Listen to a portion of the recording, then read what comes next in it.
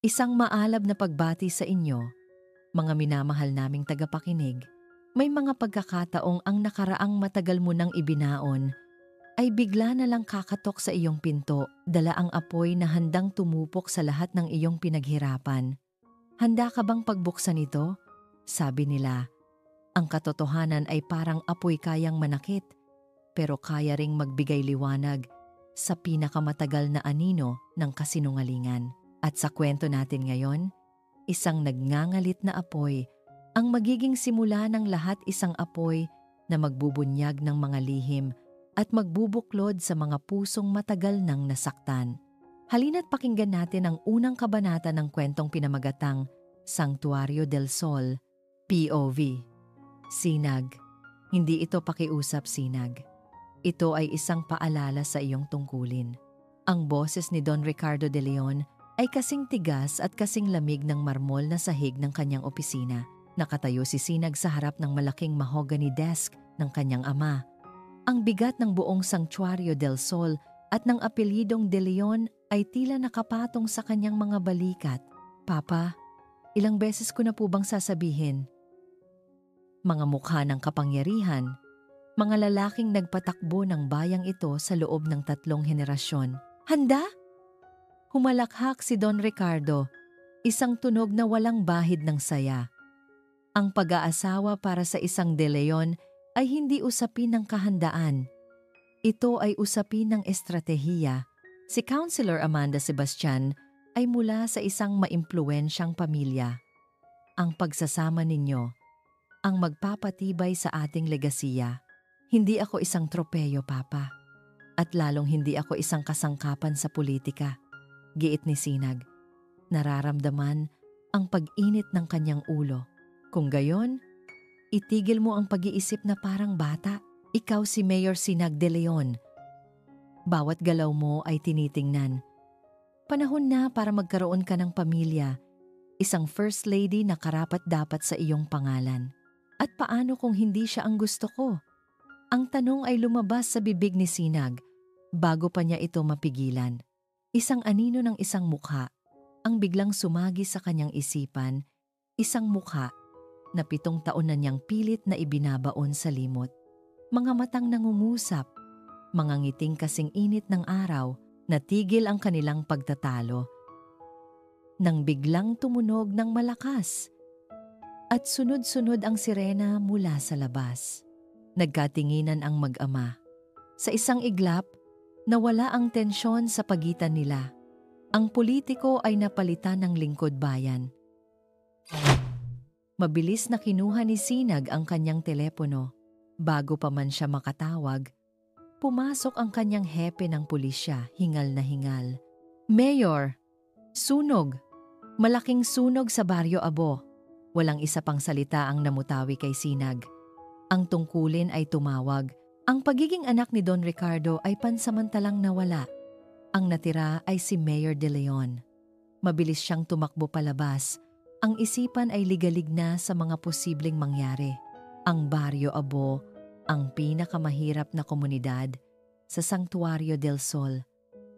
Mga bahay na gawa sa kahoy at yero, magkakadikit. Isang maliit na apoy lamang ay sapat na para tupukin ang buong lugar. Pagdating ni Sinag sa lugar, ang tanawin ay impyerno sa lupa. Ang dating baryo ay isa ng malaking siga. Ang itim na usok ay makapal at masakit sa lalamunan. Ang init mula sa apoy ay tila yumayakap sa kanyang balat, kahit ilang metro pa ang layo niya. "I-secure niyo ang perimeter! Ilayo ang mga tao!" Sigaw niya sa mga pulis. "Fire department! Kailangan natin ng tubig mula sa ilog! Hindi kakayanin ng mga hydrant lang!" Ang kanyang boses ay malinaw at puno ng awtoridad sa gitna ng kaguluhan. Mabilis siyang kumilos, nagbibigay ng utos, tinitiyak na ang bawat isa ay gumagawa ng kanilang bahagi. Ito ang kanyang mundo. Ito ang kanyang responsibilidad. Habang iniikot niya ang kanyang paningin sa mga nagsisiksikang residente, mga mukhang puno ng takot, pagkawala, at desperasyon, isang pamilyar na figura ang nahagip ng kanyang mga mata. Nakatayo sa ilalim ng isang puno ng akasya. Malayo sa pinakamalaking apoy ngunit malapit sa isang bahay na nagsisimula pa lamang masunog ay isang babae. Ang kanyang buhok ay magulo. Ngunit kahit sa gitna ng usok at kaguluhan, kilalang kilala ni Sinag ang mga matang iyon. Ang mga matang minsan niyang minahal nang higit pa sa kanyang buhay. Hiraya. Ang pangalan ay halos isang pabulong na hangin lamang mula sa kanyang mga labi. Parang huminto ang oras. Ang ingay ng paligid ay biglang nawala. Ang nakikita lamang niya ay si Hiraya Manawari. Ang babaeng minsan niyang inakala na buong mundo niya. Ang babaeng bigla na lang nawala na parang bula 7 taon na ang nakalipas. Na walang iniwang kahit isang salita. Biglang bumalik sa alaala ni Sinag ang lahat ng sakit. Ang mga gabing hindi siya makatulog. Ang mga tanong na walang sagot. Bakit? Saan siya nagkamali? Ngunit ang pagbabalik sa nakaraan ay marahas na pinutol ng isang nakakakilabot na sigaw. Tulong! Ang mga anak ko! Nasa loob ang mga anak ko! Ang sigaw ay nagmula kay Hiraya. Ang kanyang mga mata ay nanlalaki sa takot. Nakaturo sa maliit na bahay na ngayon ay nilalamon na ng apoy. Walang pag-aalinlangan. Walang pagdadalawang isip. Ang sakit at mga tanong ay biglang nawalan ng puwang. Isang primal na instinct ang nanaig sa kanya. Tinanggal ni Sinag ang kanyang coat, ibinato ito sa isang pulis, at tumakbo ng buong bilis patungo sa nagliliyab na bahay. Mayor! Huwag! Sigaw ng kanyang mga tauhan, ngunit hindi siya nakinig. Ang tanging naririnig niya ay ang iyak ng isang ina at ang mga posibleng sigaw ng mga batang nasa loob. Itinaas niya ang kanyang braso upang protektahan ang kanyang mukha mula sa matinding init at sinipa ang pinto. Sa loob, ang hangin ay halos hindi na malanghap. Ang usok ay makapal. Nakita niya ang 2 maliliit na katawan, magkayakap sa isang sulok, walang malay, isang batang lalaki at isang batang babae. Kambal. Dali-dali niyang binuhat ang 2 bata, isa sa bawat braso. Ang kanilang bigat ay tila nagbigay sa kanya ng karagdagang lakas. Habang papalabas siya, isang nagbabagang kahoy mula sa kisame ang bumagsak sa kanyang harapan, humaharang sa daan. Sa huling onsa ng kanyang lakas, umikot siya at dumaan sa bintana, sinangga ang mga nabasag na salamin gamit ang kanyang likod. Nang makalabas siya, sinalubong siya ng mga sigawan at palakpakan, ngunit ang kanyang mga mata ay nakatuon lamang sa isang tao, si Hiraya. Nanginginig siyang lumapit dito. Ang mukha ay itim na sa uling, ang paghinga ay pagod. Maingat niyang inilapag ang 2 bata sa mga braso ng kanilang ina. Nagtagpo ang kanilang mga mata. Sa mga mata ni Hiraya, nakita niya ang isang bagyo ng mga emosyon, pasasalamat, takot, at isang pamilyar na sakit na tila salamin ng sarili niyang nararamdaman. Walang salitang namutawi sa kanilang mga bibig. Pagkatapos, ang adrenaline na bumuhay sa kanya ay biglang nawala. Ang sakit mula sa kanyang mga sugat at ang pagod mula sa kakulangan ng hangin ay bumagsak sa kanya ng sabay-sabay. Naramdaman ni Sinag na nanlabo ang kanyang paningin. Ang huling imahe na nakita niya bago siya lamunin ng kadiliman ay ang umiiyak na mukha ni Hiraya habang yakap-yakap nito ang 2 batang iniligtas niya. POV. Hiraya. Ang amoy ng antiseptic at usok ay magkahalo sa hangin. Ang bawat sulok ng evacuation center na dating isang simpleng basketball court ay puno ng mga pamilyang nawalan ng lahat. Mga iyak ng bata, mga hikbi ng matatanda, mga bulungan ng kawalan ng pag-asa. Ito ang musikang bumabalot sa bagong mundo ni Hiraya. Mahigpit niyang niyakap ang kanyang kambal, sina Tala at Alon, na mahimbing nang natutulog sa ibabaw ng isang manipis na banig. Nakabalot sila sa makapal na kumot na bigay ng isang volunteer. Tiningnan niya ang mga mukha ng kanyang mga anak, ang mahahabang pilik mata ni Tala, ang maliit na nunal sa gilid ng labi ni Alon, mga bakas ng kahapon, mga bakas ng lalaking pilit na niyang tinatakasan. Napapikit si Hiraya. Ang mga luha ay nag-uunahan sa pagbagsak. Ang pagligtas ni Sinag sa kanilang mga anak ay isang kabayanihan na habambuhay niyang tatanawing utang na loob. Ngunit ang kanyang pagbabalik ay parang isang multo na muling bumangon mula sa hukay. Dala ang lahat ng sakit na akala niya ay nailibing na niya. 7 taon na ang nakalipas. Pero para sa kanya, tila kahapon lang, naalala niya ang init ng mga kamay ni Sinag habang magkahawak silang naglalakad sa dalampasigan. Naalala niya ang mga pangarap na sabay nilang binuo sa ilalim ng mga bituin. Magpapakasal tayo, Hiraya. Bulong nito sa kanya isang gabi. Bubuo tayo ng pamilya. Pangako. Naniwala siya. Bawat salita, bawat pangako ay iningatan niya sa kanyang puso. Kaya naman nang malaman niyang nagdadalang tao siya, ang saya niya ay walang mapaglagyan. Hindi siya nag-atubiling puntahan ito sa opisina nito sa munisipyo para ibigay ang magandang balita. Ngunit hindi si Sinag ang kanyang naabutan. Ang kanyang ama, si Don Ricardo de Leon, ang humarap sa kanya. Ang alaala ay kasing linaw at kasing sakit pa rin ng dati. Ang malamig na titig ng Don. Ang malawak at nakakasilaw na opisina nito na tila lalong nagpaliit sa kanyang pagkatao. Ano ang kailangan mo sa anak ko? Binibini. Tanong nito. Ang boses ay walang emosyon. Nanginginig ang mga kamay ni Hiraya habang ipinapakita ang resulta ng kanyang pregnancy test. Hindi nagbago ang ekspresyon ng matandang lalaki. Tiningnan siya nito mula ulo hanggang paa, na para bang isa lamang siyang dumi na dumikit sa isang mamahaling sapatos. Magkano? Ang isang salitang iyon ay tumusok sa puso ni Hiraya na parang isang punyal. Po?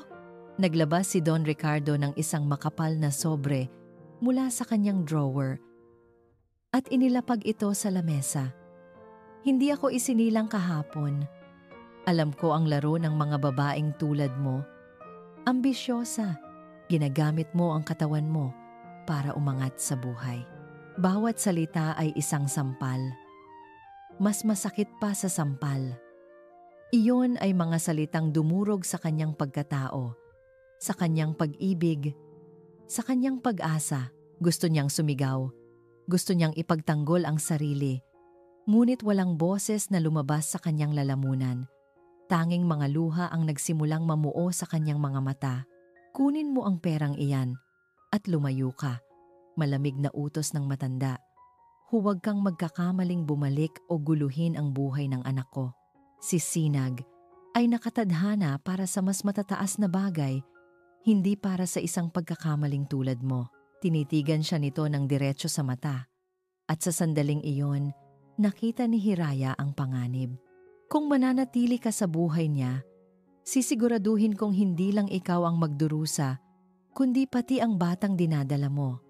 Naiintindihan mo ba? Iyon ang banta na tuluyang pumatay sa natitirang tapang sa kanyang dibdib. Ang pagbabanta hindi lang sa kanya, kundi sa kanyang magiging anak. Nanginginig. Walang imik. Kinuha niya ang sobre. Ang bigat noon ay hindi dahil sa lamang pera, kundi dahil sa bigat ng kinabukasang ipinagkait sa kanya. Tumalikod siya at naglakad palabas ng opisinang iyon, dala ang kahihiyan at durog na puso. Hindi na siya lumingon pa. Mula sa araw na iyon, naging anino si Hiraya. Lumipat siya sa Baryo Abo, kung saan walang nakakakilala sa kanya, kung saan kaya niyang itago ang kanyang nakaraan. Ipinanganak niyang mag-isa ang kambal. Pinangalanan niyang Tala at Alon, mga bagay sa kalikasan na malaya at hindi kayang ikulong. Lahat ng bagay na hindi siya, ginawa niya ang lahat para protektahan sila. At ang pinakamahalagang proteksyon na maibibigay niya ay ang paglayo sa kanila mula sa pamilyang De Leon. Shh! Alon ni Hiraya sa kanyang mga anak kahit tulog ang mga ito. Ang pagbabalik ni Sinag ay isang unos na hindi niya pinaghandaan. Paano kung malaman niya? Paano kung makita niya ang mga bakas ng sarili niya sa mga mukha ni Tala at Alon? Ang takot ay gumapang sa kanyang dibdib, malamig at mabigat. Maya-maya, isang babaeng volunteer na may dalang clipboard ang lumapit sa kanya. Magalang itong ngumiti. Miss Manawari? Hiraya Manawari po ba? Dahan-dahang tumango si Hiraya. Ang puso niya ay biglang nagsimulang kumabog ng mabilis. Mabuti naman po at gising na kayo. May nais po sanang kumausap sa inyo. Kinagat ni Hiraya ang kanyang labi. Sino po? Ang volunteer ay sumulyap sa isang tolda na nagsisilbing pansamantalang opisina sa isang sulok ng court. Pinapatawag po kayo ni Mayor De Leon. Gusto raw po kayo niyang makausap ng personal. Ang mga salita ay tumama sa kanya na parang malakas na sampal ng hangin. Ang lalaking 7 taon niyang iniwasan. Ang lalaking ama ng kanyang mga anak.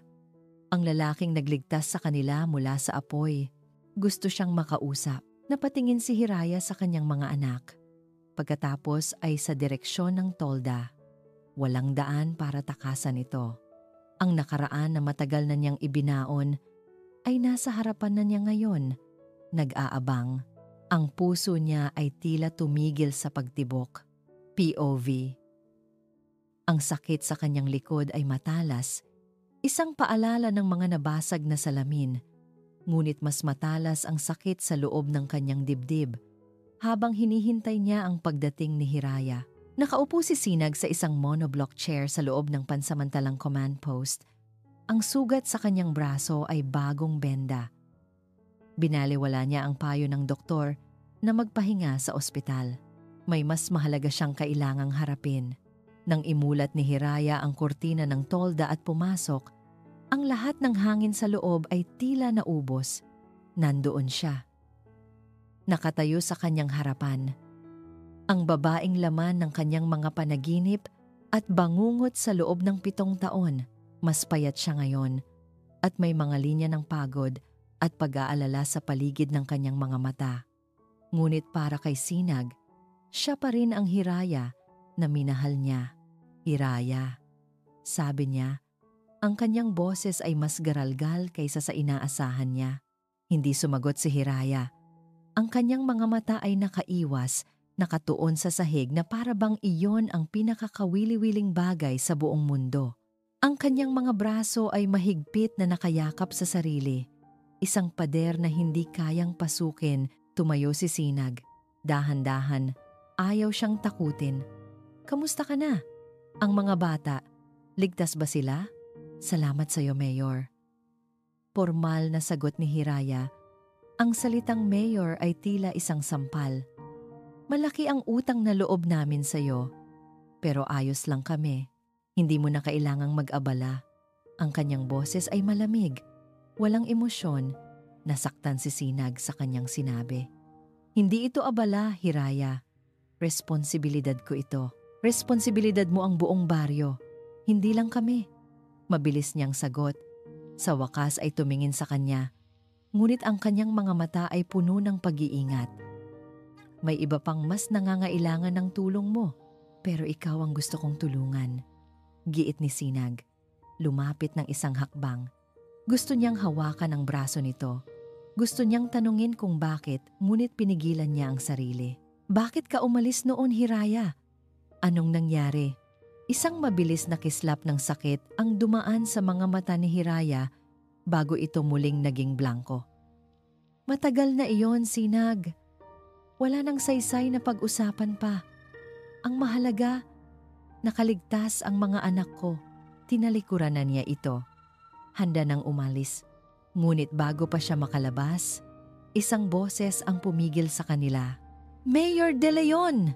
Hiraya! Mabuti naman at ligtas kayo. Pumasok sa tolda si Councilor Baltazar Balmarquez. Ang kanyang ngiti ay malapad at tila sinsero. Ang kanyang damit ay malinis pa rin sa kabila ng kaguluhan sa labas. Lumapit siya agad kay Hiraya. Ang kanyang mga mata ay puno ng kunwaring pag-aalala. Hiraya, labis akong nag-alala para sa inyo. Sabi ni Baltazar sa malambing na boses marahang hinahawakan ang balikat ni Hiraya. Agad na umiwas si Hiraya sa kanyang pagkakahawak. Ngunit hindi ito pinansin ng konsehal. Kung may kailangan ka, kahit ano, Huwag kang mag-atubiling sabihin sa akin. Narito lang ako para tumulong. Pagkatapos ay lumingon siya kay Sinag. Mayor, kahanga-hanga ang iyong ginawa. Isang tunay na bayani. Ngunit mukhang pagod ka na. Huwag kang mag-alala. Ako na ang bahala rito. Titiyakin kong maaalagaan ang lahat ng pangangailangan ng mga biktima, lalo na si Hiraya at ang kanyang mga anak. Mayroong kakaiba sa paraan ng pagkakasabi ni Baltazar noon. May diin sa pangalan ni Hiraya. May kakaibang kislap sa kanyang mga mata habang tinitingnan niya ang babae. Isang bagay na hindi nagustuhan ni Sinag. Salamat sa iyong alok, Counselor. Formal na sagot ni Sinag. Pero kaya kong gampanan ang aking tungkulin. Ngumiti lang si Baltazar. Siyempre, Mayor. Sinasabi ko lang na narito ako bilang kaibigan. Tumingin siyang muli kay Hiraya. Huwag kang mag-alala, Hiraya. Hindi ka namin pababayaan. Pagkatapos noon ay nagpaalam na siya. Lumabas ng tolda para makisalamuha sa ibang mga biktima na para bang isa siyang tagapagligtas. Nag-iwan siya ng isang hindi magandang pakiramdam sa kalooban ni Sinag. Naiwan silang muli ni Hiraya sa katahimikan. Ngunit ang tensyon ay mas tumindi pa. Aalis na ako, sabi ni Hiraya at mabilis na lumabas. Hindi na hinintay pa ang sagot ni Sinag. Naiwan si Sinag na mag-isa. Ang isipan ay gulong-gulo.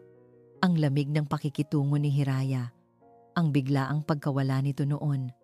At ngayon, ang kahina-hinalang kabaitan ni Baltazar Marquez. Parang may mga piraso ng isang palaisipan na hindi niya makita.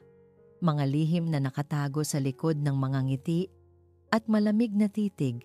Tinawag ni Sinag ang kanyang pinagkakatiwalaang assistant sa telepono. Leo, kailangan ko ng pabor, sabi niya sa mababang boses. Ano po John, Major? Gusto kong alamin mo ang lahat tungkol kay Hiraya Manawari. Saan siya nakatira sa nakalipas na 7 taon? Anong trabaho niya? Lahat? Gawin mo ito ng maingat.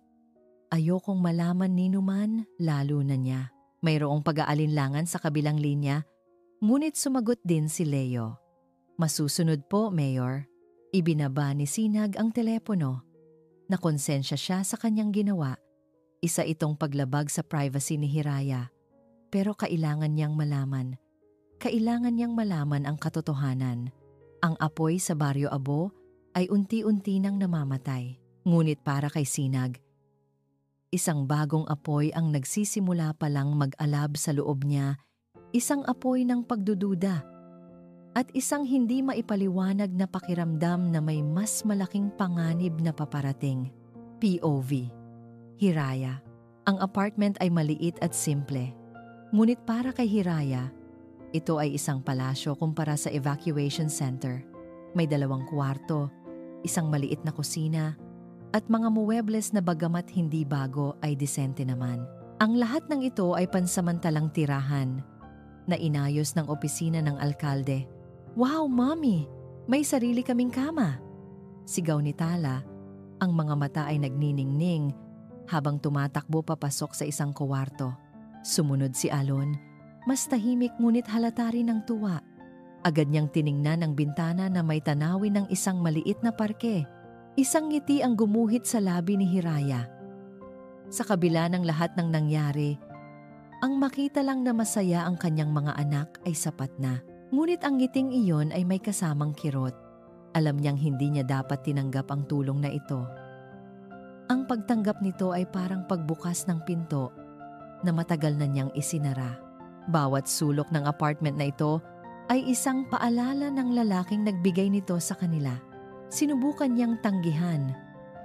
Paulit-ulit. Ngunit mapilit ang assistant ni Sinag.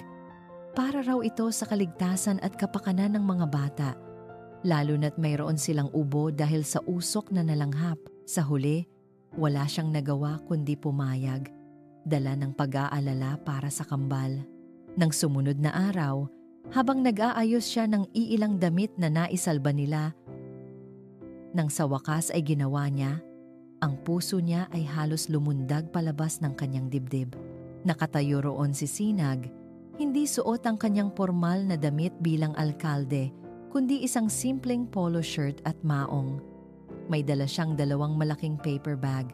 "Hi," Uwa! alanganing bati nito. Naisip ko lang na baka kailangan niyo ng pagkain at may konting laruan para sa mga bata. Bago pa man makatanggi si Hiraya, sumilip si Alon mula sa kanyang likuran.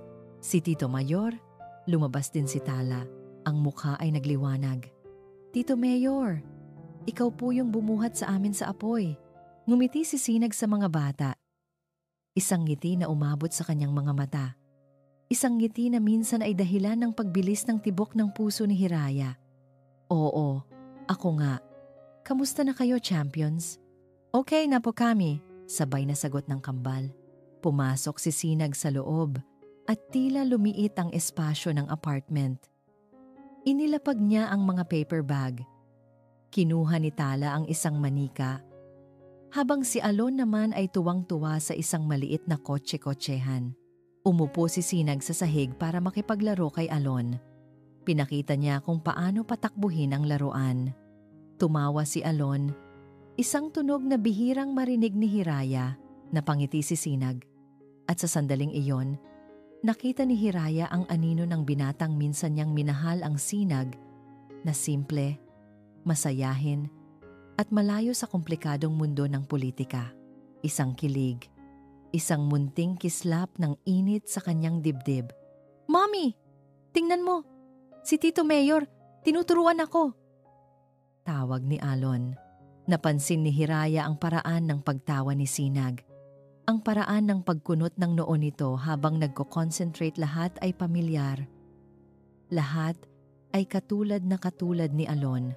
Isang kirot, isang matalim na kirot ng katotohanang pilit niyang itinatago. Lumapit si Tala kay Sinag, hawak ang kanyang manika. Umupo ito sa tabi niya at ipinatong ang ulo sa balikat nito. "Tito Mayor, bakit po may nunal ka sa leeg na kaparehong-kapareho ng nunal ni Mommy sa likod?" Ang inosenteng tanong ng bata ay parang isang bombang sumabog sa katahimikan. Natigilan si Sinag.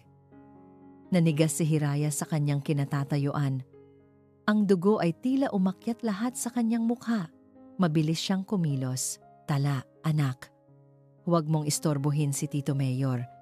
Halika, tulungan mo akong maghanda ng merienda." Hinila niya ng marahan ang anak palayo kay Sinag. Ngunit huli na ang lahat.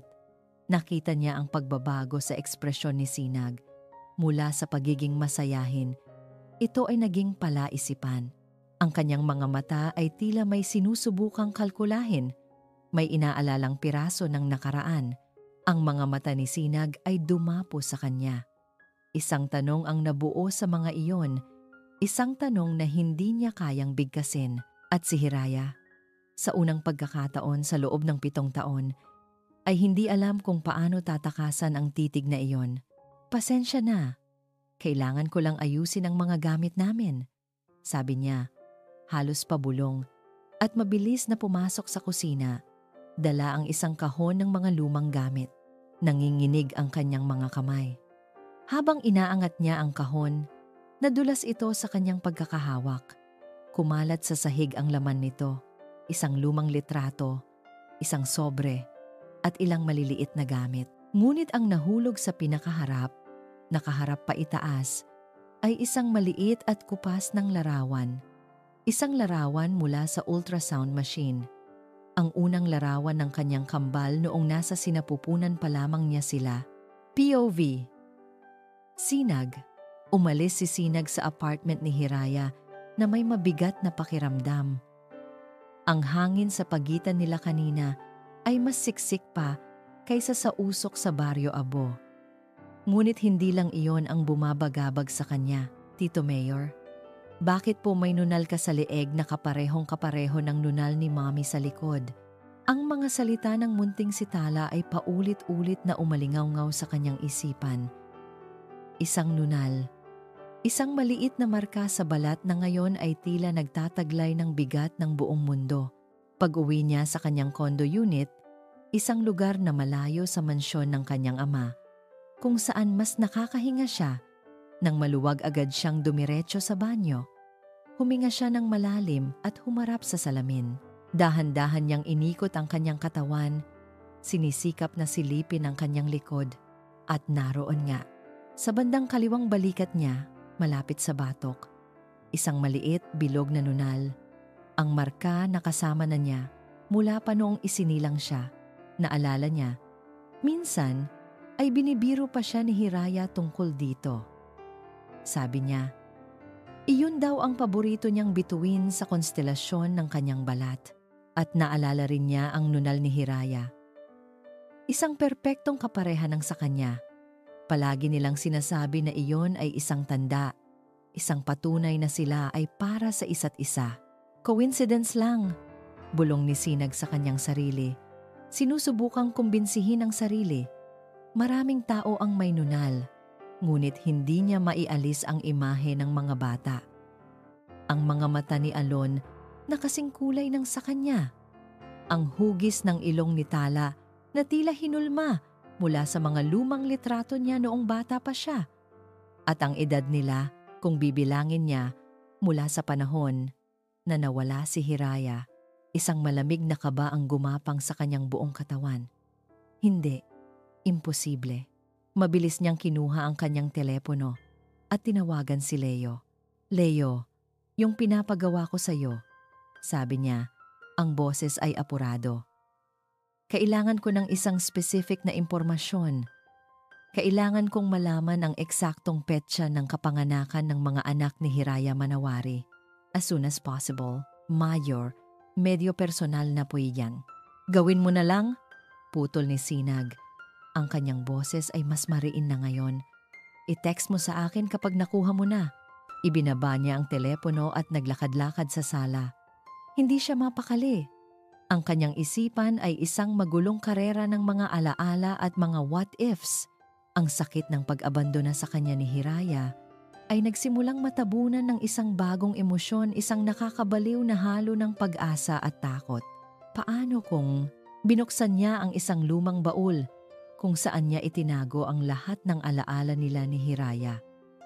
Mga sulat, mga litrato, mga tiket ng sine.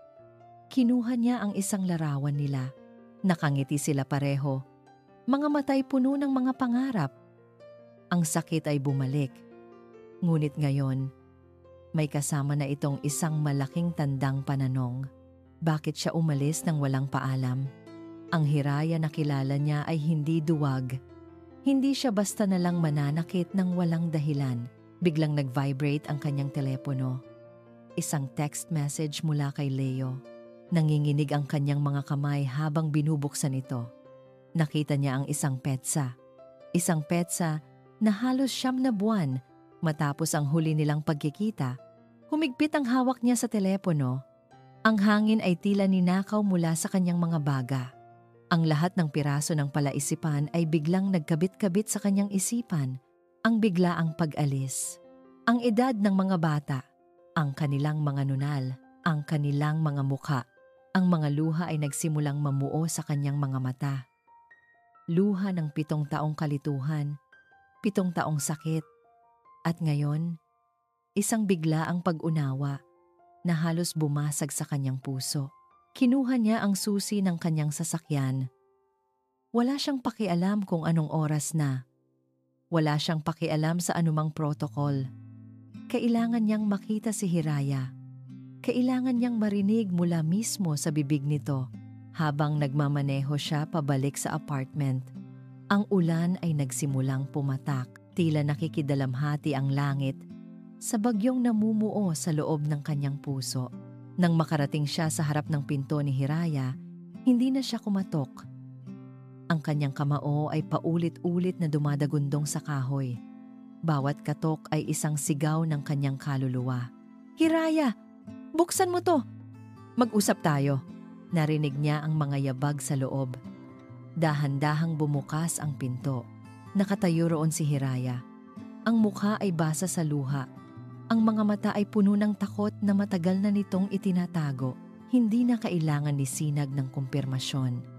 Nakita na niya ang sagot sa mga mata nito. ngunit kailangan pa rin niyang marinig. Sabihin mo sa akin ang totoo, Hiraya, sabi niya. Ang kanyang boses ay basag. Sila? Sila ba? Hindi niya matapos ang tanong.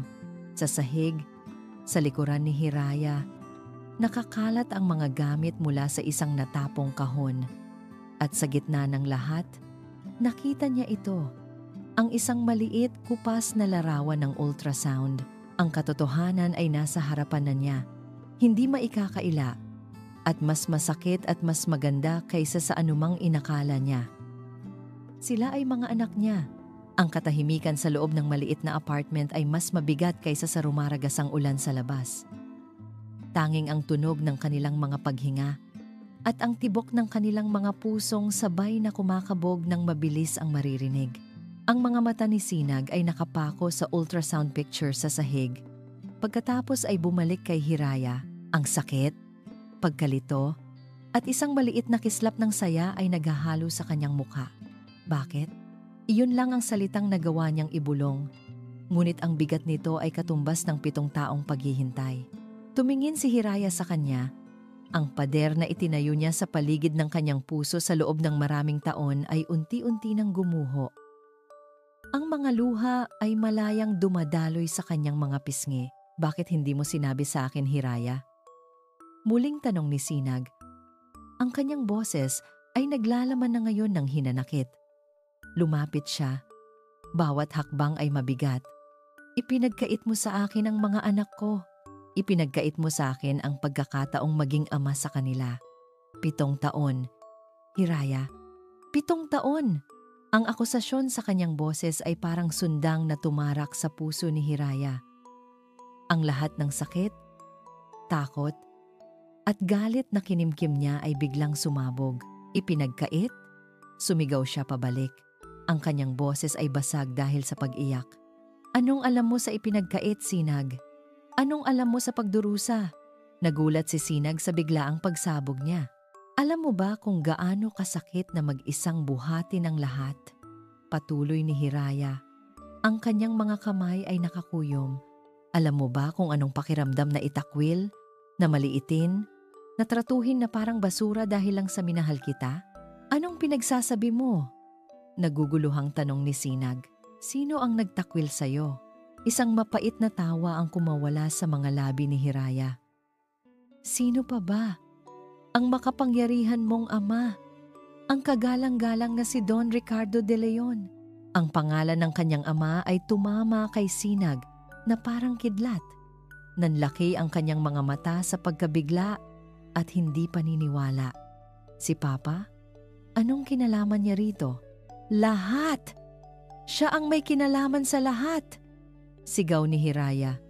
Ang kanyang mga alaala ay bumabalik na parang isang masamang panaginip. Nung araw na dapat sasabihin ko sa'yo na buntis ako, siya ang hinarap ko.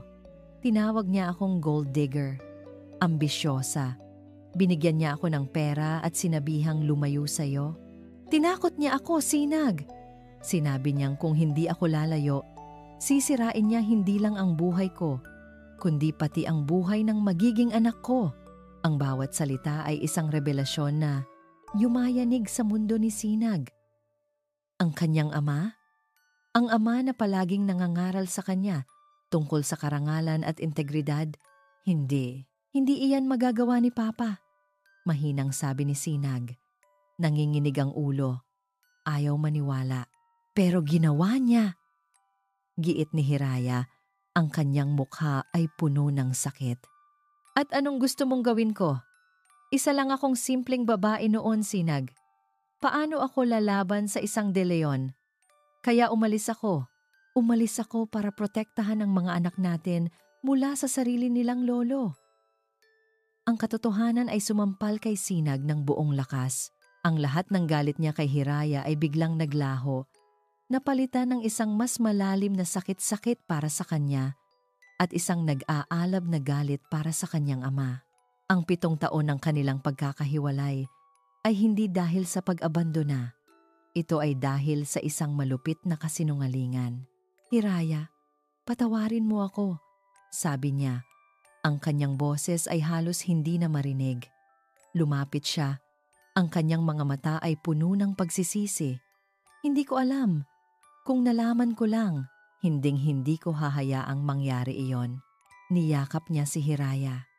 Sa una, nanigas ang katawan nito, ngunit maya-maya, naramdaman niyang yumakap din ito pabalik. Ang mga hikbi nito ay yumayanig sa kanyang dibdib.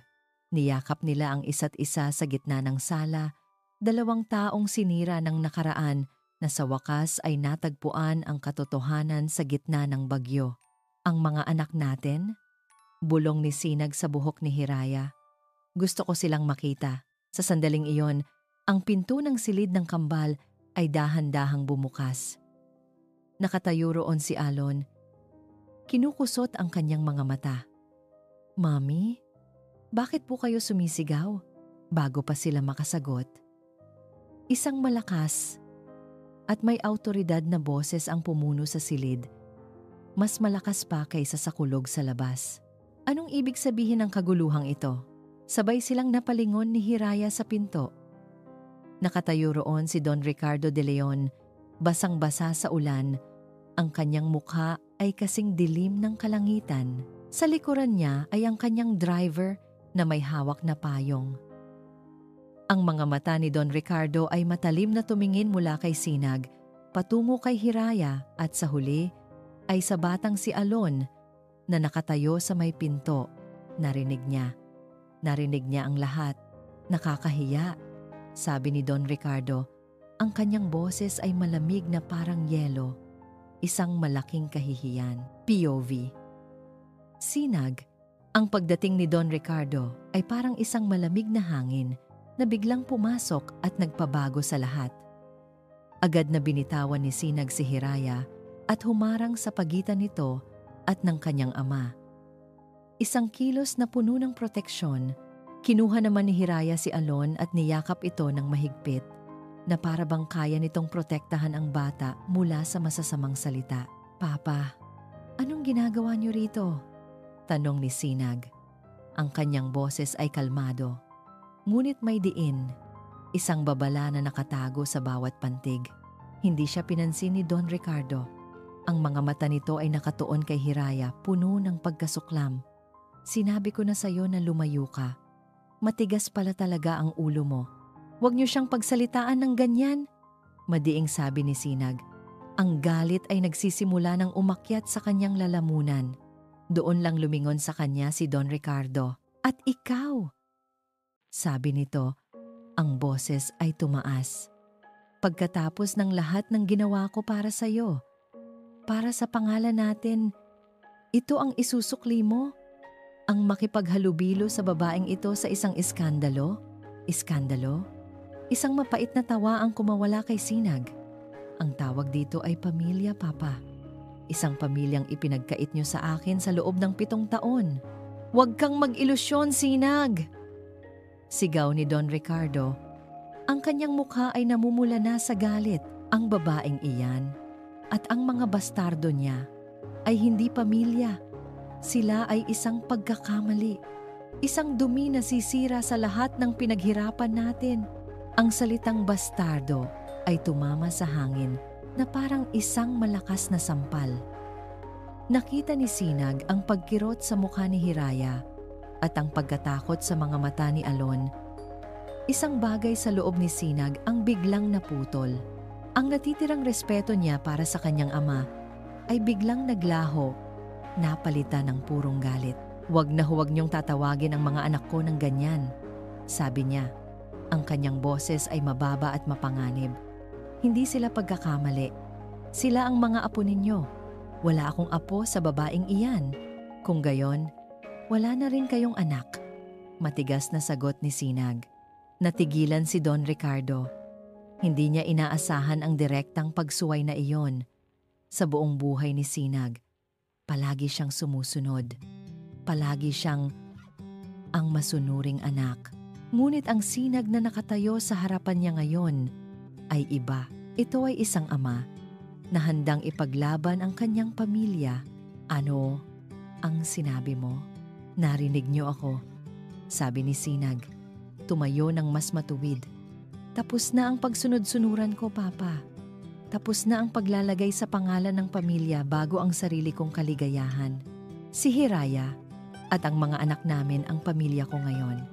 Sila ang pipiliin ko. Iniwan mo ang lahat para sa kanila. Ang iyong karera, ang iyong kinabukasan, ang legasiya ng mga De Leon.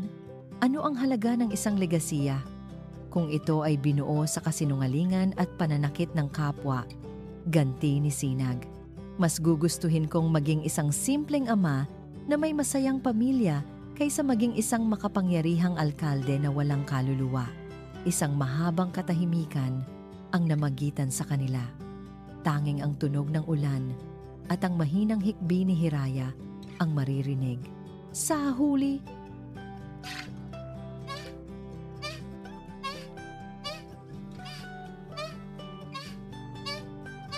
umiling si Don Ricardo. Ang kanyang mukha ay hindi nagalit, kundi puno ng malamig na pagkadismaya. Kung iyan ang desisyon mo, bahala ka sa buhay mo. Mula sa araw na ito, huwag mo nang ituturing ang sarili mo na isang De Leon. Huwag kang aasa ng kahit isang sentimo mula sa akin. Tingnan natin kung hanggang saan ka dadalhin ng pag-ibig na iyan. Tumalikod si Don Ricardo at naglakad palabas. Huminto siya sandali sa may pinto. Mag-ingat ka sa desisyon mo, Sinag. Sa mundong ito, ang kapangyarihan ang nagdidikta at ngayon, wala ka na nun. At tuluyan na siyang umalis. Iniwan ang tatlo sa isang mabigat na katahimikan. Napaupo si Sinag sa isang silya. Ang lakas ay tila nawala sa kanyang mga tuhod. Tinaas niya ang tingin kay Hiraya, na nakatingin sa kanya na may halong pag-aalala at paghanga. Sinag, bulong nito. Hindi mo kailangang gawin iyon. Ngumiti si Sinag. Isang pagod ngunit totoong ngiti. Lumapit siya at lumuhod sa harap ni Hiraya at Alon. Hinawakan niya ang kamay nilang dalawa. Kailangan kong gawin iyon, Hiraya. Matagal ko na dapat ginawa. Tumingin siya kay Alon at hinaplos ang buhok nito. Patawarin niyo ako kung ngayon lang ako dumating. Pero ipinapangako ko, mula ngayon, hinding-hindi na ako aalis sa tabi ninyo. Sa unang pagkakataon, hindi umiwas ng tingin si Hiraya. Hinayaan niyang makita ni Sinag ang lahat ng emosyon sa kanyang mga mata, ang pasasalamat, ang pag-asa, at ang pag-ibig na hindi kailanman nawala. Wala na siyang mansyon, wala na siyang mana, wala na siyang suporta ng kanyang ama. Ngunit habang nakaluhod siya sa harap ng kanyang mag-ina, naramdaman ni Sinag na mas buo at mas mayaman siya kaysa kailanman. POV. Hiraya. Ang mga sumunod na araw matapos ang pag-alis ni Don Ricardo ay puno ng isang kakaibang halo ng kapayapaan at tensyon. Payapa, dahil sa unang pagkakataon, naramdaman ni Hiraya na hindi na siya nag-iisa. Si Sinag, sa kabila ng pagtalikod ng kanyang ama, ay nanatili sa kanilang tabi. Nagdala siya ng ilang gamit sa apartment at doon na natutulog sa sofa, iginagalang ang espasyo ni Hiraya. Habang unti-unti nilang binubuo ang nawalang tiwala, naging masaya ang mga bata. Araw-araw, nasasabik silang magising dahil alam nilang naroon ang kanilang Tito Mayor na unti-unti na nilang tinatawag na Papa Sinag para makipaglaro bago pumasok sa trabaho. Ang maliit na apartment ay napuno ng tawanan. Isang bagay na matagal nang hindi naririnig ni Hiraya. Ngunit ang kapayapaan ay may kasamang tensyon. Alam ni Hiraya na ang laban ay hindi pa tapos. Ang mga De Leon ay makapangyarihan at ang pagsuway ni Sinag ay tiyak na may kapalit. Ang kapalit ay dumating sa anyo ng isang online news article. Isang umaga, habang umiinom ng kape at nagbabasa ng balita sa kanyang cellphone, isang headline ang kumuha ng kanyang atensyon. Alkalde NG Santuario del Sol, sangkot sa iskandalo, biktima ng sunog, ginagamit nga ba para sa sariling interes? Naramdaman ni Hiraya na nanlamig ang kanyang buong katawan. Nanginginig ang kanyang mga kamay habang binabasa ang artikulo. Wala itong direktang pangalan, ngunit malinaw kung sino ang tinutukoy.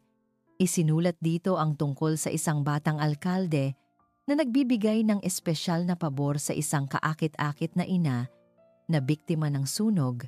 Binanggit nito ang pagbibigay ng apartment at ang madalas na pagbisita ng alkalde na nagpapahiwatig ng isang immoral na relasyon kapalit ng tulong. Ang bawat salita ay lason. Bawat pangungusap ay paninira. Nang ihatid niya ang mga bata sa daycare center ng evacuation site, naramdaman niya ang pagbabago. Ang mga ngiti na dati sumasalubong sa kanya ay napalitan ng mga mapanuring tingin at bulungan. Siya, yon, di ba? Narinig niyang bulong ng isang babae sa kasama nito. Kawawa naman si Mayor. Naloko yata, mukha namang hindi mahirap. Baka nagpapanggap lang para makakuha ng simpatya. Gusto niyang sumigaw. Gusto niyang ipagtanggol ang sarili. Ngunit nanigas ang kanyang dila. Yumuko na lang siya. Hinigpitan ng hawak sa kamay ng kanyang mga anak. At mabilis na naglakad palayo. Ang sitwasyon ay lalong lumala nang may isang reporter na biglang sumulpot at hinarang siya. Miss Manawari, totoo po ba ang mga paratang na mayroon kayong special arrangement ni Mayor De Leon? Tanong ng reporter. Itinutok ang recorder sa kanyang mukha. Wala pong katotohanan yan. Nauutal na sagot ni Hiraya. Sinusubukang takpan ang mga tenga ng kanyang mga anak. Pero tinanggap niyo po ang apartment? Totoo po bang halos araw-araw siyang bumibisita sa inyo? Hindi na nakasagot si Hiraya. Hinila na lang niya ang kanyang mga anak at halos takbuhin ang daan pabalik sa apartment. Ang mga luha ay nagbabadyang tumulo. Pagdating sa apartment, nagulat siyang makita si Councilor Baltazar Marquez na nag-aabang sa labas ng pinto. Hiraya, narinig ko ang nangyari. Sabi nito, ang mukha ay puno ng pag-aalala. Labis akong nalulungkot. Hindi mo ito deserve. Salamat, Councilor. Sabi ni Hiraya, sinusubukang kontrolin ang kanyang emosyon. Ang politika ay isang maruming laro. Patuloy ni Baltazar umiling-iling. Ginagamit kanila para sirain si Mayor De Leon. Tesk, nakakalungkot na nadamay ka pa sa gulo na ito. Hinila kanya sa putik. Ang mga salita ni Baltazar, bagamat parang pakikiramay, ay may kakaibang epekto kay Hiraya. Ang mga ito ay tila nagpapatunay sa mga takot na nabubuo sa kanyang isipan. Ako ang dahilan. Ako ang gulo. Ako ang sisira sa kanya. Kung may kailangan ka, nandito lang ako, sabi ni Baltazar bago umalis. Iniwan si Hiraya sa kanyang magulong pag-iisip. Nang gabing iyon, habang mahimbing nang natutulog ang kambal, umupo si Hiraya sa dilim. Tiningnan niya ang natutulog na sisinag sa sofa. Mukha itong pagod. Ang mga stress lines sa kanyang noo ay mas malalim. Minahal niya ang lalaking ito. At dahil sa pagmamahal na iyon, handa siyang gawin ang lahat para protektahan ito. Kahit na ang ibig sabihin noon ay saktan ang sarili niya. Kumuha siya ng papel at panulat. Nagsimula siyang magsulat. Ang bawat salita ay tila isang patak ng dugo mula sa kanyang puso. Sinag, patawad, isinulat niya kung gaano siya nagpapasalamat. Isinulat niyang mahal na mahal niya ito at isinulat niyang hindi niya kayang maging dahilan ng pagkasira nito. Mas mabuti kung mawawala kami sa buhay mo. Dito ka lang mapapahamak. Kalimutan mo na kami. Ito ang tama. Dahan-dahan niyang tiniklop ang sulat at ipinatong sa mesa sa tabi ng sofa. Hinalikan niya sa noo ang kanyang natutulog na mga anak, kinuha ang isang maliit na bag na may lamang iilang gamit at tahimik na lumabas ng pinto, iniwan ang lahat. Ang pag-alis niya 7 taon na ang nakalipas ay para protektahan ang kanyang mga anak. Ang pag-alis niya ngayon ay para protektahan ang lalaking ama nila. POV, sinag. Nagising si Sinag sa sinag ng araw na tumatama sa kanyang mukha. Napangiti siya. Ito ang unang pagkakataon sa loob ng maraming taon na nagising siyang may gaan sa dibdib. Sa kabila ng mga problema, sa kabila ng pagtalikod ng kanyang ama at ng mga bulungan sa munisipyo. Mayroon siyang pamilya, iyon lang ang mahalaga. Bumangon siya mula sa sofa, inuunat ang kanyang mga braso, handa nang ipagtimpla ng kape si Hiraya at gisingin ang mga bata. Ngunit napansin niya ang isang bagay. Ang apartment ay masyadong tahimik. "Hiraya?" tawag niya. Walang sagot. Sumilip siya sa kuwarto ng kambal. Ang kama ay maayos na. Walang laman. Tumingin siya sa kuwarto ni Hiraya. Ganoon din. Isang pakiramdam ng pagkabahala ang nagsimulang gumapang sa kanyang dibdib. Pagbalik niya sa sala, doon niya nakita ang isang nakatuping papel sa ibabaw ng maliit na mesa. Ang puso niya ay nagsimulang tumibok ng mabilis. Isang masamang pahiwatig. Nanginginig ang kanyang mga kamay habang binubuklat ang sulat. Habang binabasa niya ang bawat salita, ang boses ni Hiraya ay tila bumubulong sa kanyang isipan. Bawat pangungusap ay isang suntok sa kanyang sikmura. "Patawad, hindi ko kayang maging dahilan ng pagkasira mo. Kalimutan mo na kami. Ito ang tama." Ang papel ay nalukot sa kanyang pagkuyom. Hindi pwede." Hindi ulit, parang isang baliw. Hinalughog niya ang buong apartment. Binuksan niya ang mga aparador. Walang laman. Ang iilang damit na dala nila ay wala na. Ang mga laruan na ibinigay niya ay maayos na nakalagay sa isang sulok na para bang hindi kailanman nagalaw. Umalis sila. Iniwan na naman siya. Napaupo siya sa sahig. Ang likod ay nakasandal sa sofa. Ang pakiramdam ng pag-abandona ay bumalik. 10 beses na mas masakit kaysa sa una. Dahil ngayon, hindi lang si Hiraya ang nawala, kundi pati ang kanyang mga anak. Ang pamilyang ilang araw pa lang niyang nabubuo ay bigla na lang naglaho na parang bula sa gitna ng kanyang paghihinagpis. Sunod-sunod na nag-vibrate ang kanyang telepono. Sa una, binalewala niya ito. Ngunit naging mapilit ang pagring. Sa huli, sinagot niya ito ng walang gana. "Mayor." Boses ng kanyang assistant na si Leo. Puno ng pagmamadali. "Mayor, binuksan niyo na ba ang news sites? Ang social media? Wala akong panahon para dyan, Leo." Sagot ni Sinag. Ang boses ay walang buhay. "Pero Mayor, kailangan niyong makita ang artikulo kahapon. Kumalat na. Ngayon, may mga litrato na kayong magkasama ni Miss Manawari na lumalabas. Mukhang may nag-leak. Ang mga political opponents nyo, ginagamit na ito. May panawagan na para sa inyong resignation." Bawat salita ni Leo ay isa pang pako sa kabaong ng kanyang pag-asa. Nawala ang kanyang pamilya. Ngayon, ang kanyang karera at pangalan naman ang sinisira. Tila lahat ng bagay na mahalaga sa kanya ay kinukuha mula sa kanya ng sabay-sabay. "Hayaan mo sila," mahinang sagot ni Sinag. "Mayor?" sabi ko. "Hayaan mo sila." Bago pa man makasagot si Leo, isang tawag ang pumasok sa kabilang linya. Caller ID, Don Ricardo De Leon. Nanginig ang kamay ni Sinag. Pinindot niya ang answer. Sinag. Boses ng kanyang ama. Hindi galit, kundi malamig at puno ng pahiwatig na tagumpay. "Napanood mo na ba ang balita? Sana ngayon, naiintindihan mo na. Sila ang iyong kahinaan. Sinabi ko na sa'yo." Hindi sumagot si Sinag. Wala na siyang lakas para makipagtalo. "Umuwi ka na rito sa mansyon." Patuloy ni Don Ricardo. "Aayusin natin ito. Itatakwil mo ang babae at ang kanyang mga anak sa publiko. Sasabihin nating biktima ka lang din ng isang mapanlinlang na babae. Malilinis natin ang pangalan mo." Ang alok ng kanyang ama ay parang isang lubid na inihagis sa isang taong nalulunod. Isang madaling paraan para makabalik sa itaas. Ang kailangan lang niyang gawin ay talikuran ng mga taong mahal niya. Ngunit sa kabila ng sakit at kawalan ng pag-asa, isang bagay ang malinaw kay Sinag. Hindi niya kayang gawin iyon. "Hindi," maring sabi ni Sinag. "Ano? Hindi ko sila itatakwil," sabi ni Sinag. Ang determinasyon ay unti-unting bumabalik sa kanyang boses.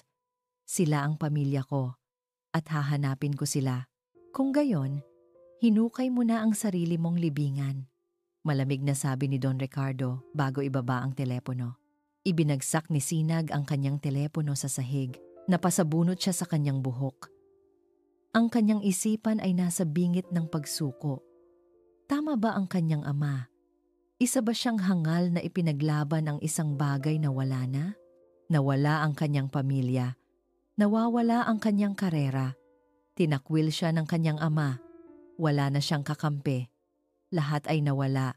Umupo siya sa sahig, sa gitna ng katahimikan ng apartment. Ang tanging kasama niya ay ang multo ng isang masayang pamilyang hindi na muling mabubuo. Tumingin siya sa bintana. Ang kalangitan ay kulay abo. At ang mga ulap ay mabigat. Nagsimulang pumatak ang ulan. Ang bawat patak ay tila isang luha na sumasalamin sa kanyang nararamdaman. Nasa pinakamababang punto na siya ng kanyang buhay. Ngunit habang nakatingin siya sa sulat ni Hiraya na nakakalat sa sahig, isang parirala ang kumuha ng kanyang atensyon. Isang bagay na hindi niya napansin kanina dahil sa tindi ng kanyang emosyon.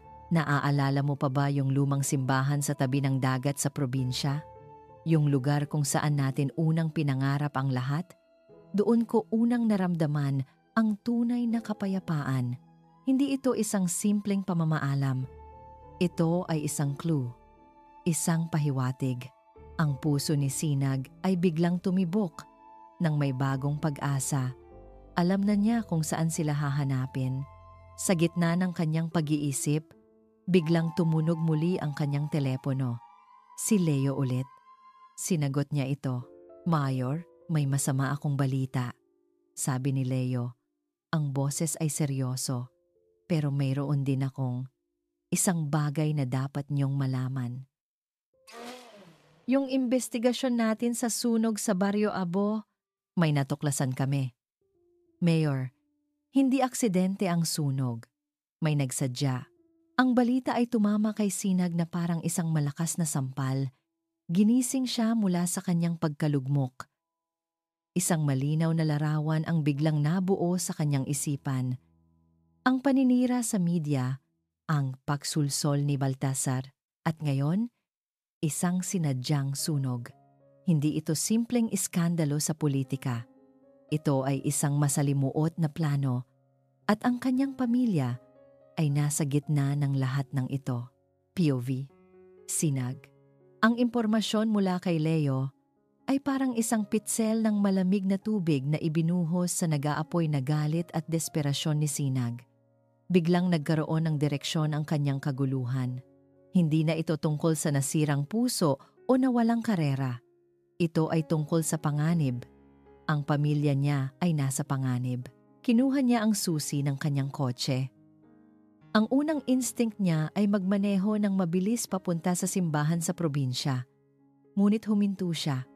Kung aalis siya ngayon, tatakbuhan niya ang problema. At iyon mismo ang ginawa ni Hiraya tumakbo dahil sa takot. Kailangan niyang ipakita rito na tapos na ang panahon ng pagtakbo.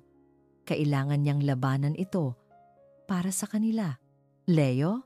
sabi ni Sinag sa telepono.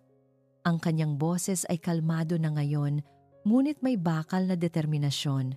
"Magpatawag ka ngang press conference?" "Sa munisipyo."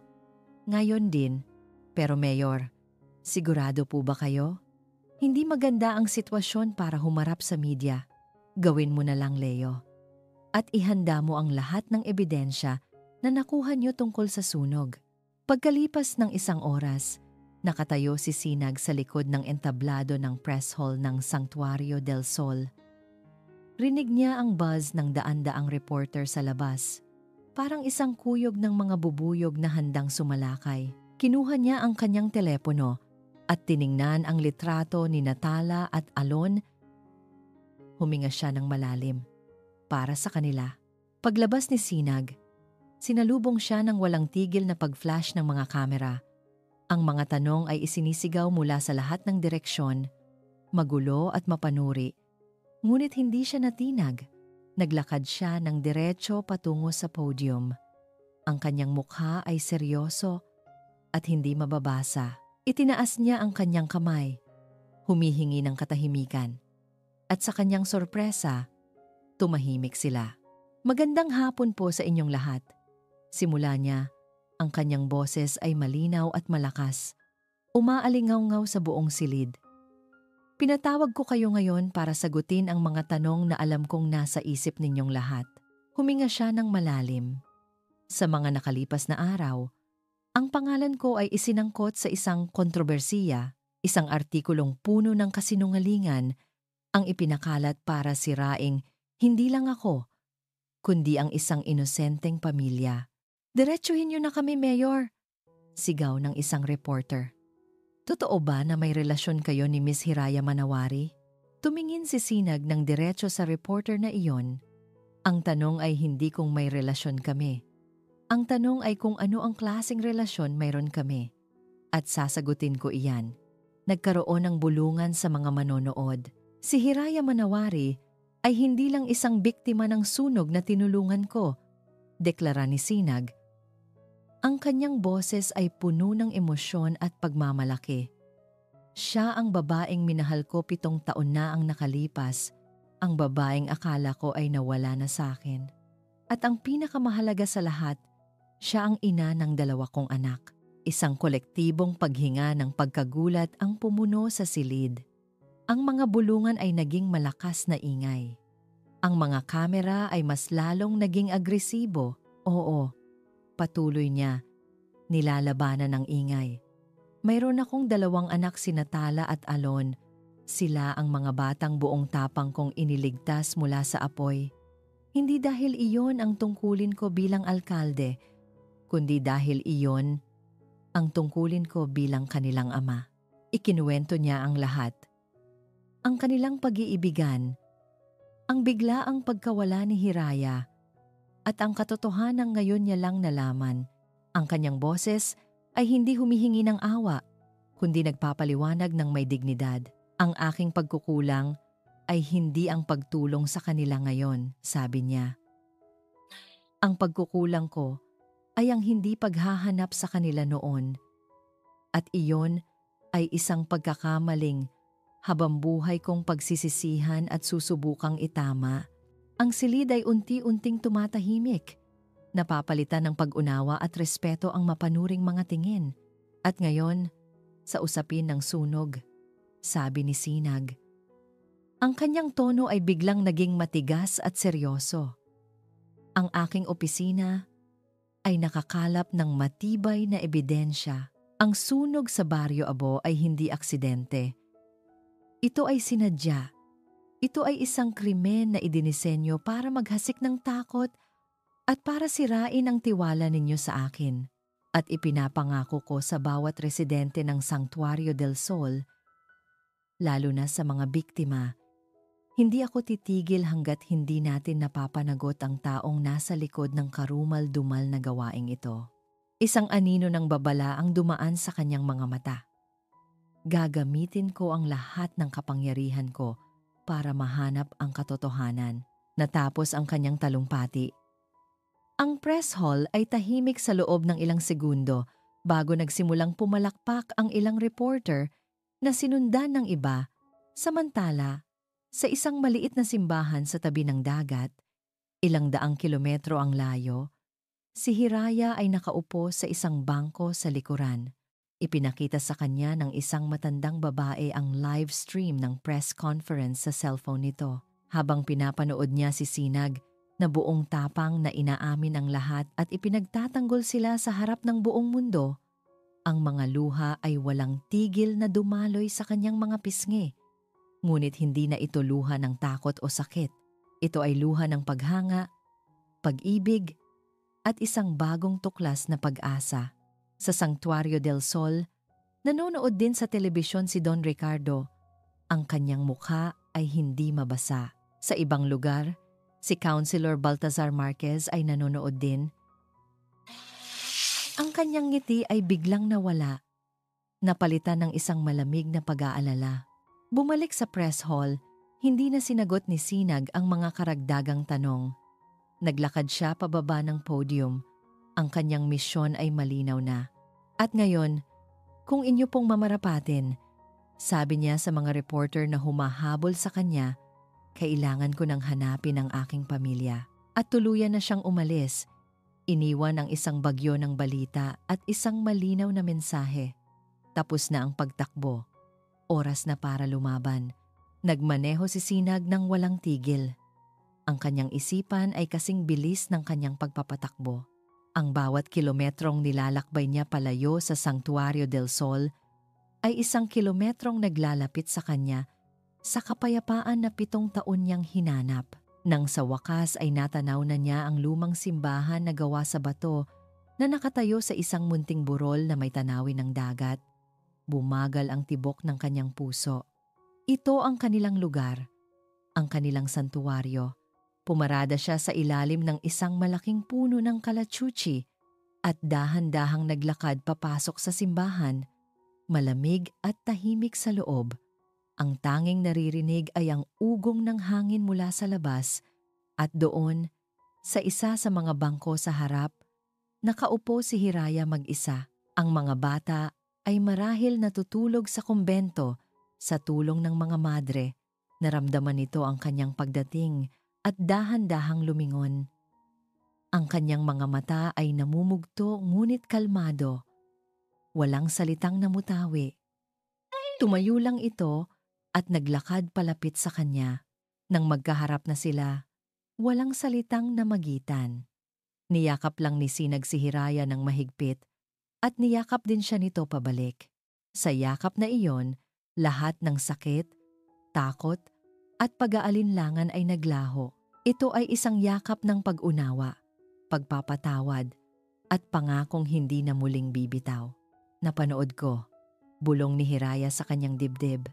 Ang tapang mo, ginawa ko iyon para sa atin. Sagot ni Sinag. Hindi na tayo muling tatakbo, Hiraya. Haharapin natin ito nang magkasama. Humiwalay sila sa pagkakayakap. Mayroon akong kailangang sabihin sa iyo, Sinag. Sabi ni Hiraya. Ang kanyang mukha ay biglang naging seryoso.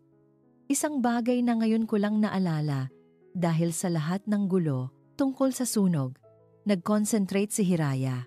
Nung gabing iyon, bago magsimula ang apoy, may nakita akong isang pamilyar na sasakyan na palihim na nakapark sa isang madilim na eskinita malapit sa bahay namin. Hindi ko pinansin noon. Pero ngayon, anong sasakyan? Tanong ni Sinag. Ang kanyang atensyon ay ganap na nakuha. Isang itim na SUV, sabi ni Hiraya. Ang sasakyan ni Councilor Baltazar Marquez. Ang huling piraso ng palaisipan ay nalaglag sa lugar. Si Baltazar, siya na laging nagpapakita ng kabaitan. Siya na laging nag-aalok ng tulong. Ang lahat ay isang pagkukunwari. Ang telepono ni Sinag ay biglang tumunog. Si Leo. Mayor, mayroon na tayong testigo! Sabi ni Leo sa kabilang linya. Isang lalaki mula sa Baryo Abo. Inamin niyang binayaran siya para magsimula ng maliit na sunog para lang takutin ang mga tao at palabasing pabaya ang administrasyon. Pero nawalan daw siya ng kontrol sa apoy. Sino ang nagbayad sa kanya? Tanong ni Sinag. Kahit alam na niya ang sagot. Si Councilor Baltasar Marquez po. Mayor, nasaan si Marquez ngayon? Papunta po siya sa airport. Mukhang tatakas na. Ibinaba ni Sinag ang telepono at tumingin kay Hiraya.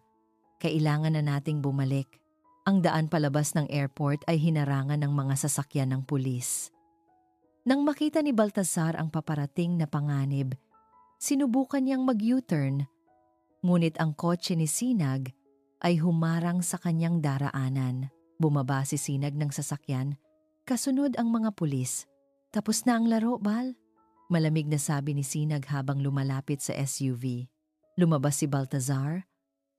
Ang kanyang mukha ay hindi na ng isang mabait na politiko, kundi isang taong nasukol. Wala kayong ebidensya, De Leon! May testigo kami, sagot ni Sinag. At mayroon kaming motibo. Ang ambisyon mong maging alkalde at ang inggit mo sa lahat ng bagay na hindi mo makuha. Kasalanan mo ang lahat ng ito, sigaw ni Baltazar. Ang kanyang pagpipigil ay nawala na.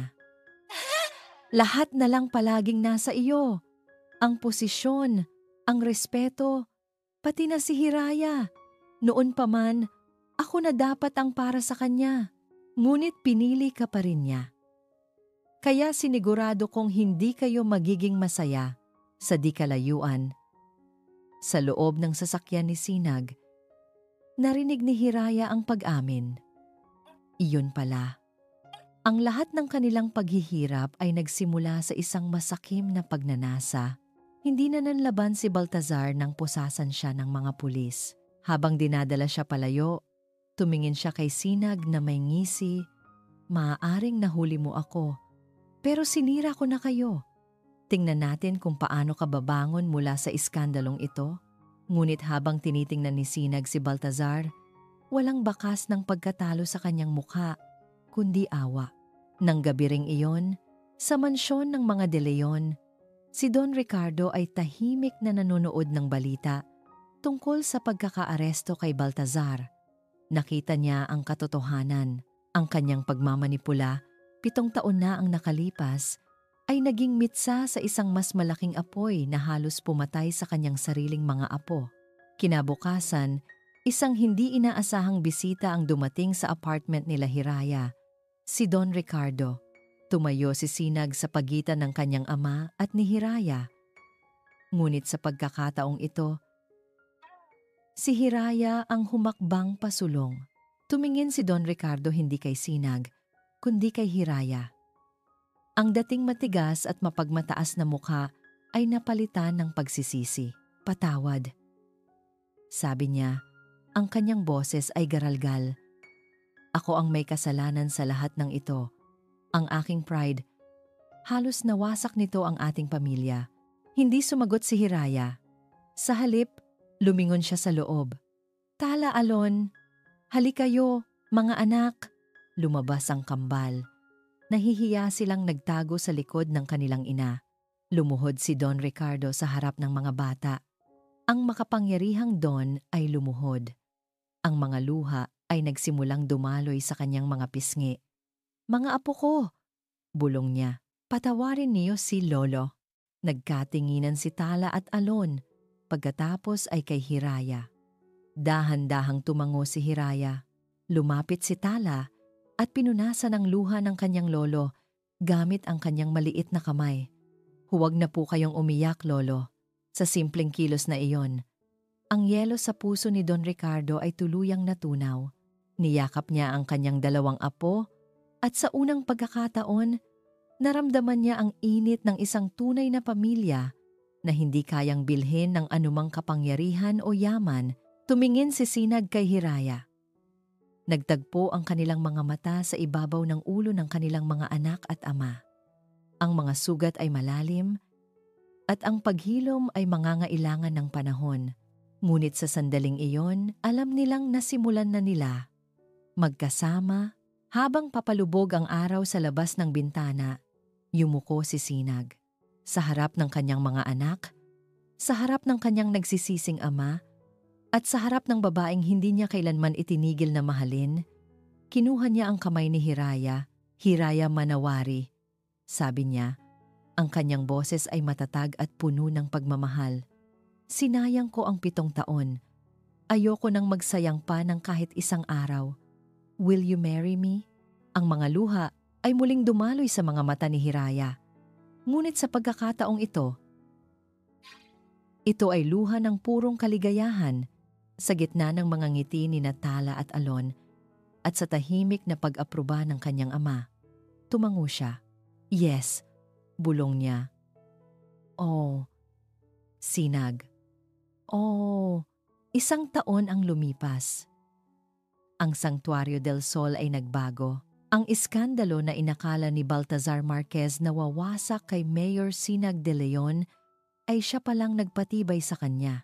Ang kanyang katapatan at pag-amin sa harap ng publiko ay nagbigay sa kanya ng mas malaking respeto at pagmamahal mula sa kanyang mga nasasakupan. Ang pag-ibig, na minsang itinuring na kahinaan, ay naging kanyang pinakamalaking kalakasan. Ang Baryo Abo, na dating simbolo ng trahedya, ay muling itinayo sa pamamagitan ng pinagsamang pagsisikap ng lokal na pamahalaan at ng mga residente mismo. Ngayon, ito ay kilala na bilang Baryo Pag-asa, isang komunidad na bumangon mula sa abo, mas matatag at mas nagkakaisa, at sa sentro ng bagong community hall ng Baryo Pag-asa. Sa halip na sa isang grandiosong katedral, idinaos ang isang kasal. Simple lang ang seremonya. Ang mga bisita ay hindi mga maimpluwensyang politiko o mayayamang negosyante, kundi ang mga residente ng baryo. Ang mga kaibigan na naging pamilya nila sa gitna ng unos. Nakatayo si Hiraya sa dulo ng aisle.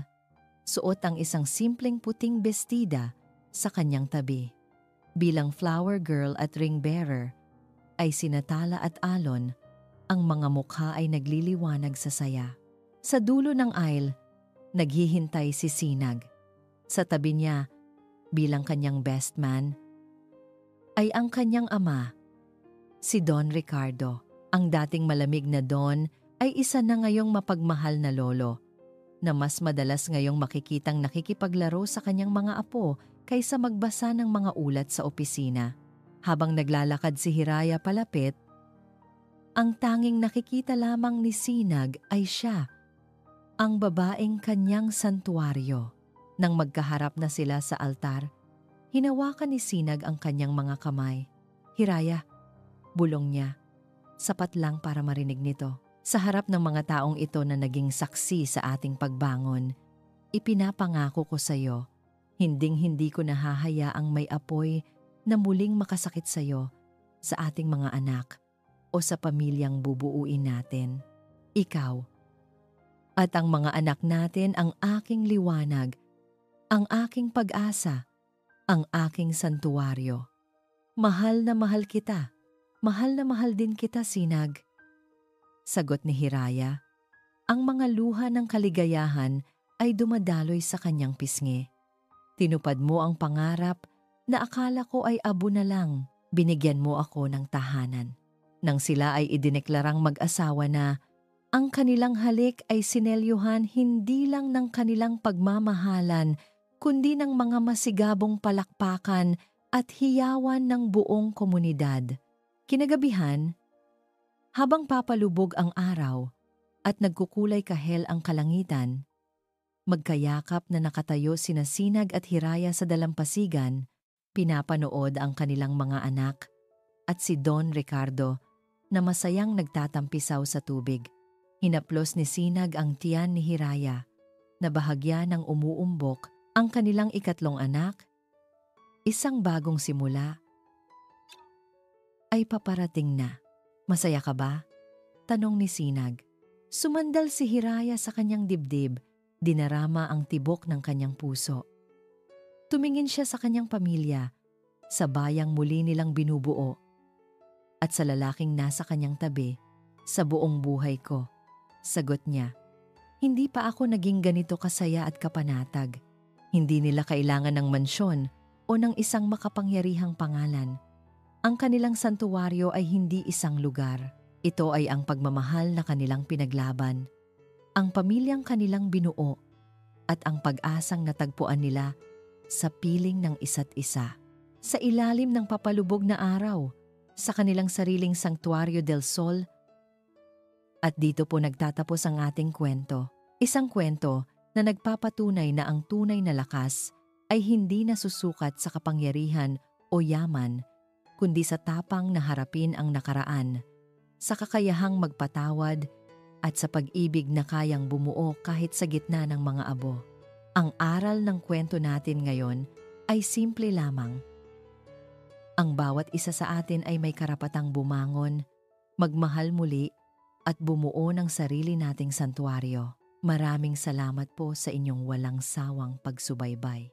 Kung nagustuhan ninyo ang kwentong ito ni Sinag at Hiraya, huwag po kayong mag-atubiling i-like, i-share ito sa inyong mga kaibigan at pamilya, at syempre, pindutin na rin po ang subscribe button para lagi kayong updated sa mga susunod pa nating kwento. Ano pong klaseng kwento ang gusto nyong marinig sa susunod? I-comment nyo lang po sa ibaba, i-click nyo na rin po ang notification bell para kayo ang laging unang makarinig sa aming mga bagong upload. Hanggang sa muli, ito po ang inyong lingkod. Paalam.